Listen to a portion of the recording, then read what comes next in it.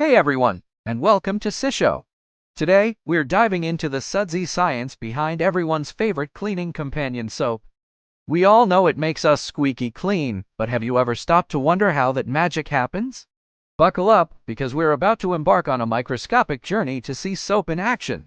The secret lies within the soap molecule itself. Imagine it as a tiny Pac-Man, with one side loving water hydrophilic and the other side hating it hydrophobic. This creates a hilarious internal struggle. The water-loving head wants to be buddies with water molecules, while the oil-hating tail shuns them completely. Now, picture your grimy hands. See all that dirt, oil, and icky germs clinging on? Those nasty bits are like magnets for the oil-hating side of soap. When soap hits the scene, it disrupts the whole party. The soap molecules swarm the dirt and oil, clinging to them with their hydrophobic tails.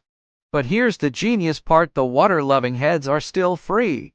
This creates a bridge between the grime and water.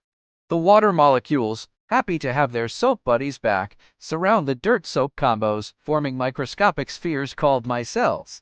It's like trapping the bad guys in tiny soap bubbles. Now, with the dirt and germs safely contained, rinsing with water becomes a breeze. The water washes away the micelles, taking your unwanted guests along for a ride down the drain. So, the next time you lather up, remember you're not just getting clean. You're witnessing a fascinating battle between soap molecules and dirt. Soap disrupts the bond between grime and surfaces, making it easy to wash away.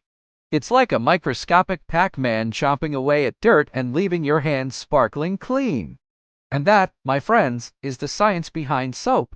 So next time you wash your hands, remember the tiny Pac-Man molecules doing their duty to keep you healthy and squeaky clean. Thanks for joining us on Sisho, and don't forget to like and subscribe for more soapy science adventures.